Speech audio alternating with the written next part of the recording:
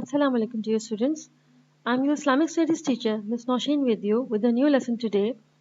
This is the second chapter of the unit Our Youth. In first chapter we have already studied about the youth abilities that youth has certain physical and spiritual abilities and what should be the role of the society and institutions to develop their physical and spiritual abilities to their highest potential, to serve and to obey and to adhere the way of Allah Almighty according to the Quran and Sunnah. In this lesson, we are going to see how the youth are mentioned in the Holy Quran. As you know, and we ponder in the Holy Quran, and we find that Islam, gives a potential and deep care of about youth and their guidance. So we're going to look into that. So the chapter title is Youth in the Holy Quran. First of all, we'll go through the objectives. By the end of the lesson, you'll be able to comprehend the Holy Quran's guidance for youth, how Holy Quran guides youth towards the proper way or right way, righteous way, pious piety, and success in this life and the afterlife. Explain the most important challenges that youth face today and how they can overcome them. Then the prohibition and danger of imitating the other gender, a role of a Muslim in the society, role of youth in the formation of the society, how youth can play a very vital and important role in the reformation of society and changing the society for towards the good, citing best ways to utilize the youth period which will benefit oneself and the society. In this chapter specifically, we are going to discuss the Surah Al-Kahf and verse number 9 to 16, verses number 9 to 16, in which Allah has mentioned a story of the people of cave. So first we will read these verses, the translation of the verses, then we will see further that what is the meaning of the verses and what Allah speaks about in these verses. Or have you thought that the companions of the cave and the inscription were among our signs a wonder? Mention when the youth retreated to the cave and said, Our Lord, grant us from Yusuf yourself mercy and prepare for us from our affairs right guidance. Mention when the youth retreated to the cave and said, Our Lord, grant us from yourself mercy and prepare for us from our affairs right guidance. So we cast a cover of sleep over their ears within the cave for a number of years. Then we awakened them that we might show which of the two fractions was most precise in calculating what extent they had remained in time. Is it we who relate to you, O Muhammad, peace be upon him, their story in truth? Indeed, they were youth who believed in their Lord, and we increased them in guidance. And we made firm their hearts when they stood up and said, Our Lord is the Lord of the heavens and the earth. Never will we invoke beside him any deity. We would have certainly spoken then an excessive transgression.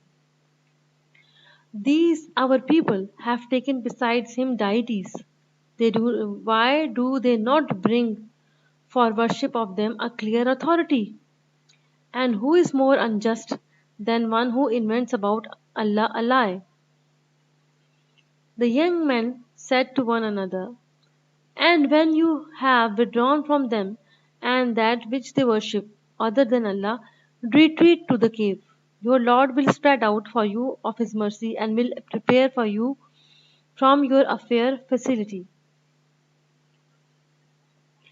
Now, if you look into these, verses, we can see that there are some words like, fled for refuge, as mentioned. So it means that seeking protection and in the right way, like we guided to the correct way. And then we have, we covered up their senses. Like Allah said, we covered up their senses, like Allah put them to sleep. Then you have, yeah, then you have another words, an enormity in disbelief. Here it is.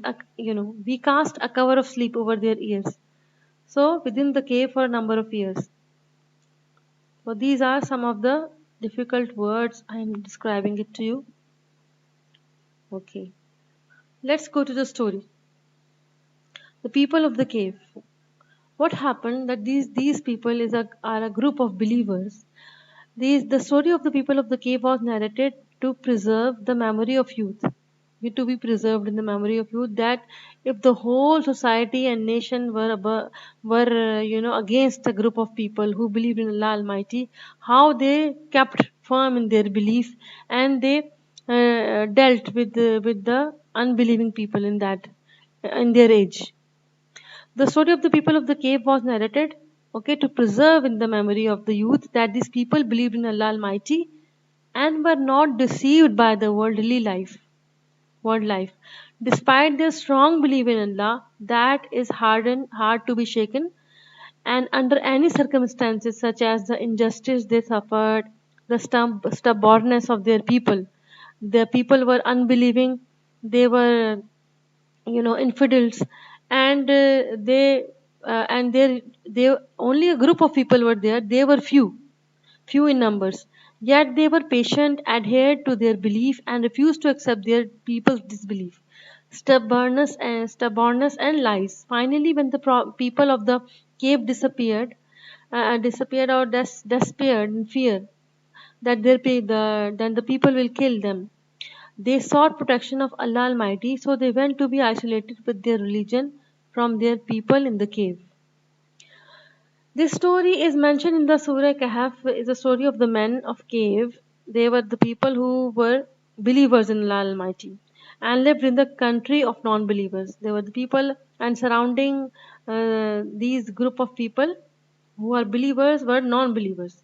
Thus when they notice that people will threat their lives, and they are going to kill them because of their faith, because they believed in Allah Almighty, they believed in the one and only God, and the other people surrounding them believed in other gods. They leave the city, and these group of people decided that they should leave the city and go to a cave for the sake of Allah and their faith. So the Allah Almighty bestowed sleep over them. There, when they reached to the cave, Allah Almighty bestowed a sleep over them for hundreds of years. And when again they were awakened by Allah Almighty, and one of them thought that they only slept for a while, and this one of them, they were very hungry when they woke up. One of them, the man, one of their partner or one of their member of a group, he said that to another group member that go and fetch some food, or you go and buy some food for us, go to the city and buy some food for us. So that man came to the city. When he came to the city, the whole city was changed, and people were believing in Allah Almighty, and nothing was actually recognizable, because the whole city changed, the period changed, because he woke after hundreds of years. And when nobody recognized him, he was wearing the old fashioned clothes also. When he went to the market, he couldn't recognize anyone there, and people were watching him with amazement, and because he was wearing a very old fashioned clothes. And he went when he went to the place where his house was located, he saw that nobody is there, and people grabbed him, and he said that I am from the time of the certain king. He told that I am from the period of certain king. And they said, okay, but this king is 100, like many time passed, and 100 of years or many years passed, 100 years or some more past, and this king is no more. But we have heard about the stories of this king. So they took him to the place where he used to live, and that house, in that house, or in that area, the old man who was very old from that period, he was maybe the third generation or something. He knew all the story about the people of the cave, that the group of people in search of Allah Almighty, and in search of the right path, they left the city. So he knew about those people, and he knew the names of those people as well. So he told the other city people that yes, he is telling the man stranger, the strange man who claimed that he is from the people of the cave, he is telling the truth.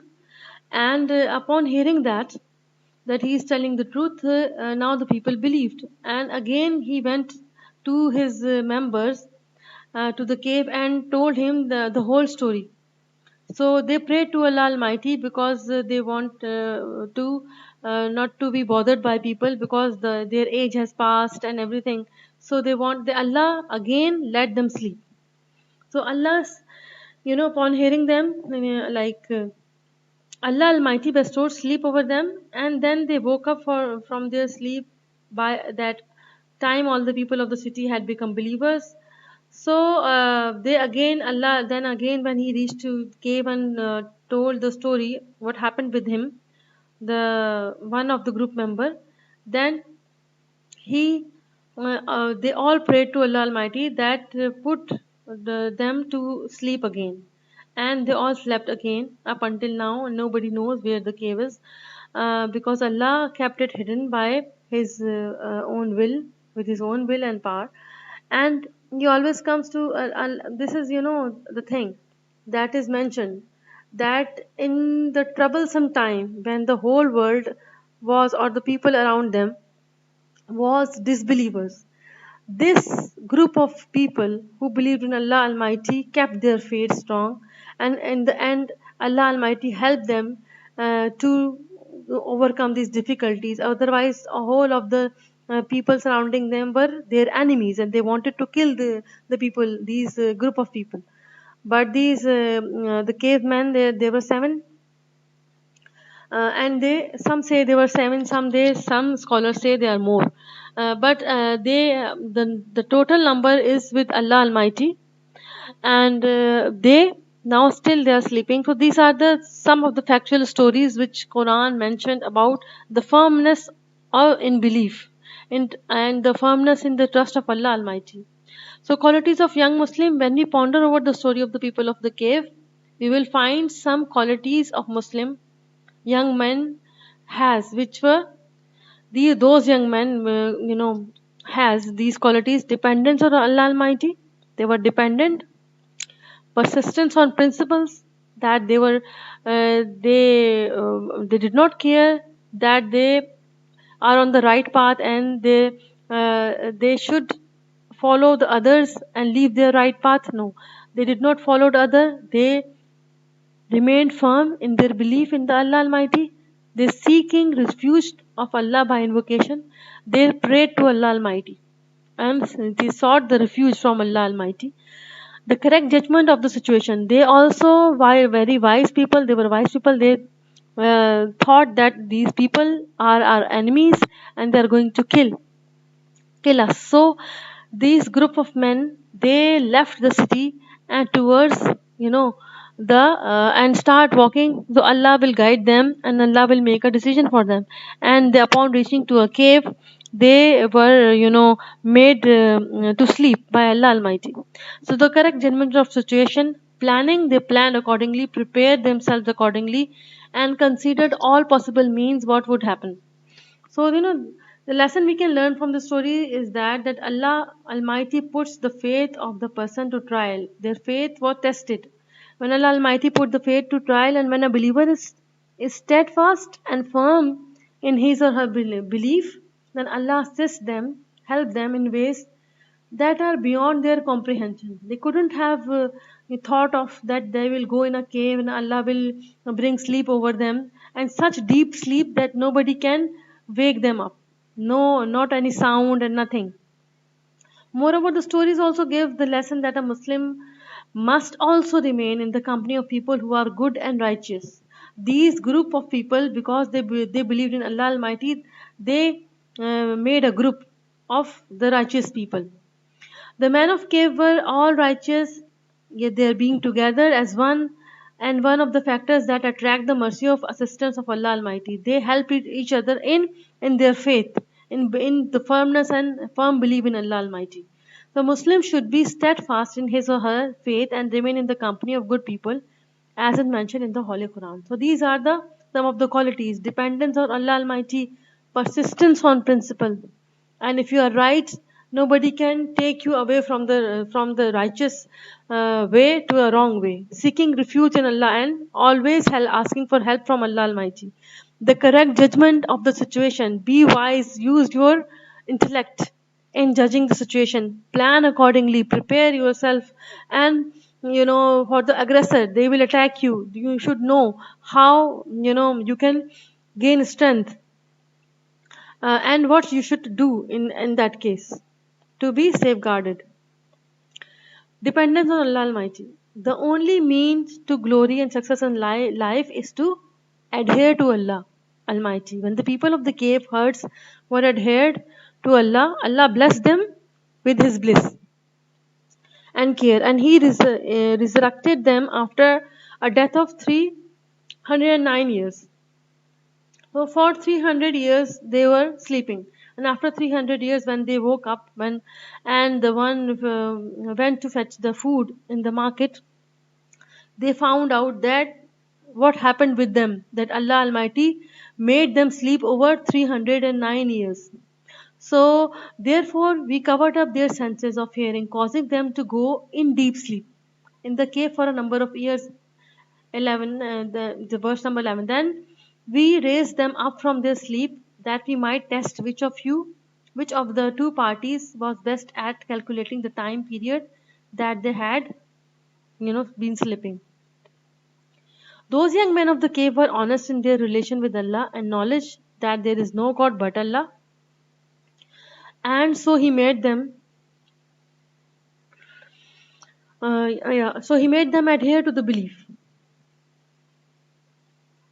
and they devoted themselves to Allah and preferred to do good deeds. They strongly declared that Allah is telling about their faith and stating about the condition of their faith in the Quran, whereas Allah is saying that they uttered, "Our Lord is the Lord of the heavens and the earth. Never shall we call upon Allah other than Him. If we did, we should indeed have uttered an enormity in disbelief." Enormity in disbelief means that saying something which is untrue, or which is not true. Seeking refuge of Allah by invocation. The people of cave invocated Allah Almighty to give them mercy, forgiveness, provision, and they also asked Him to have success and all the best. So they said, "Our Lord, bestow on us mercy from yourself and facilitate for us our affair in the right way." The correct judgment of the situation. They were trying to find a solution to the present problem. What should they do? How they should be unbothered by the people around them, and they should only worship one and only Allah Almighty. And so there would be no excessiveness or negligence. Allah Almighty said that these people who have taken for worship Allah gods other than Him, why do they not bring for them a clear authority? They were actually objecting to the surrounding people, that these people are fools and idiots. Why if they are worshipping other gods than the one and only Creator Allah Almighty, they don't have any evidence or proof regarding that. So if they don't have proof, why they are being fooled, or why they are fooling themselves in obeying or in worshipping other god than Allah Almighty? Why do they not bring for them a clear authority? And who does more wrong than he who invents a lie against Allah? And they are so stupid, the people around them. They say that they are so wrongdoers, and they are so set in their wrong ways, that they do not think that they are inventing a lie against Allah, and that is the biggest sin, because they don't have the clear proof of the gods they are worshipping, that they are the one and only God, or they are actually the gods on astaghfirullah, because they have no other no evidence to prove. And if someone has no evidence, that means that he lack reasoning, and reason was not with them, and intellectual guidance is not with them. So how can they worship something if it is not reasonable to their knowledge and reasonable to their reasoning? What Allah says, that I have made this whole world as an evidence of that I am the one and only creator. If there are more creators, then they would all have been sending their prophets, or they would all have been fighting with each other, because one day the sun will come from east, second day the sun will come from west. So these are the clear signs which this group they recognize, the group of people of the believers, the group of the people of the cave. They recognized that Allah Almighty is one and only, and he is to be worshipped, not other manly made god, which the other surrounding people made their own gods and were worshipping them. Okay, then they plan, prepare, and consider all possible means. Planning is what proper planning and preparation is what this life is all about. In this life we plan for the hereafter, and in in worldly affairs also we plan accordingly to succeed. If we will not plan, because nothing is without plan in this universe. The sun is rising with a plan, the moon is going with a plan. Allah has set plan for each, for the whole universe. If the people and his creations or creature like man, who has been given the freedom of choice, if they lack planning and preparation, they won't be able to achieve any goal. And planning by the trust in Allah Almighty. So the plan that are based upon trusting Allah and anticipating the causes. Allah Almighty said, He says, and when you withdraw from them and that which they worship, except Allah, then seek refuge in the cave. Your Lord will open a way for you. Open a way means He will open a cave for you. He will open the door of the cave. Open a way means the cave is very wide from you, from His mercy, and will make easy for you your affair. Okay, will give you what you will need of provision, dwelling. So Allah made them, the slumber to fall upon them, the sleep to fall upon them. So they will be safe and sound, and they will be sleeping, and they will relax, and nothing can harm them. Role of the youth in their formation of a society. Now we have discussed about these group of people who were firm in their faith, and how they dealt with the adversities and of the enemies who were surrounding them, who wanted to kill them for their faith, for their belief in one and only Allah Almighty. Rule of the youth in reformation of a society. Reformers at all times and everywhere depend on the role of the youth in reformation process, because youth bring the energy to any activity. Youth bring the strength and the innovation and the creativity and all the abilities of ideas and fresh you know uh, opinions on certain matters, processes in society. So youth abilities should be directed towards what benefit them and their nation. Some of the roles that youth can participate are avoiding any deeds that may harm others, raising the awareness of the necessities of preserving the possessions and acquisition of the nation.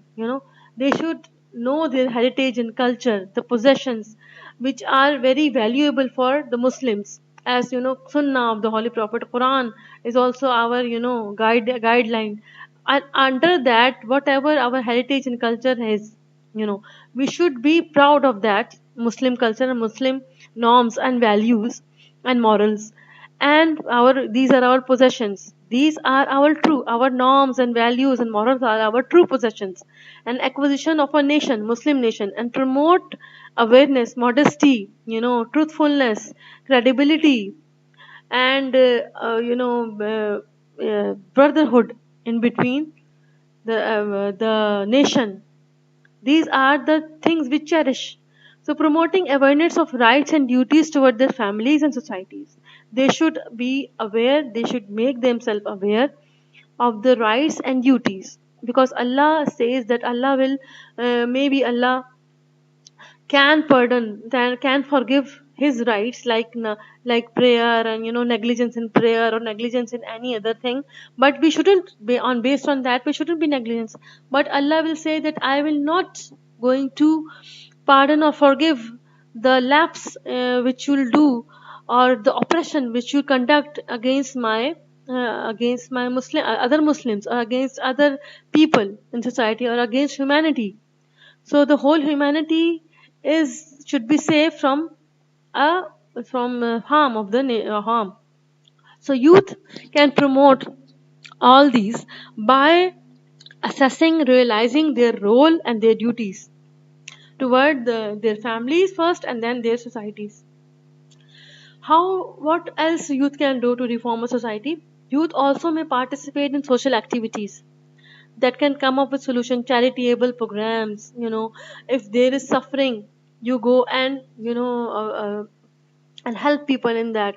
You should be knowing that who is there, who needs your help in the like while they are being poor, or they lack money to study. Any kind of charitable work for the problem that society is struggling with.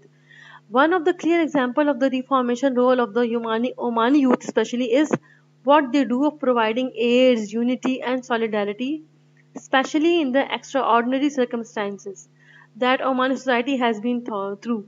Omani's youth are, and Omani people are in general, the best of the people, as according to the hadith of Rasulullah, that they are peace loving people. And these values and norms of openness to other cultures and to others, especially the brotherhood of Muslims, and in this age where Allah say, hold on to the rope of Allah Almighty and do not get divided. So this, in this age, this needs to be promoted and instilled in the upcoming youth of Oman youth as well, and they are doing it in a good job, but still they can do more. And these because this is the noble quality of Omani people, that they are hospitable, they are friendly, and they are peace loving people. The brotherhood, the Islamic Ummah concept, it should be promoted and indulged in our youth. That wherever, which nationality, which country, which race you belong to, whether you are from Africa, whether you are from Asia, whether you are from Europe, whether you are from the developing countries, Far East, any age, race, doesn't matter. But the matter is the Muslim unity, and then humanity. They are brethren in human society, like human beings are also need their help. First of all their community, then comes the humanity also. So solidarity, especially in the extraordinary circumstances, this need to be developed and is developing, that Omani society has been through. So Sultanate of Oman, what Sultanate has done? Sultanate of Oman has worked for a betterment of youth, where it established a national youth committee to take care of their matters, and dedicated the 26th of October as Youth Day, under which there are certain healthy activities are being conducted to, uh, you know, uh, to revise the pledge that we have taken for the betterment of our youth and society. Thanks for the lesson, for the understanding, for having time with me. I hope you understood well. And in your homeworks, I'm going to give you some questions regarding that, and you'll be able, inshallah, to answer them, in the best way possible. Hope you understood everything. That this is the role the youth should adopt. They should realize their role and duties and responsibilities first of all, and then the Oman will be more rigorously, or say extensively developed in the near future. Thank you for being with me, and this is the end for now. I'll be with the next lesson soon. Bye.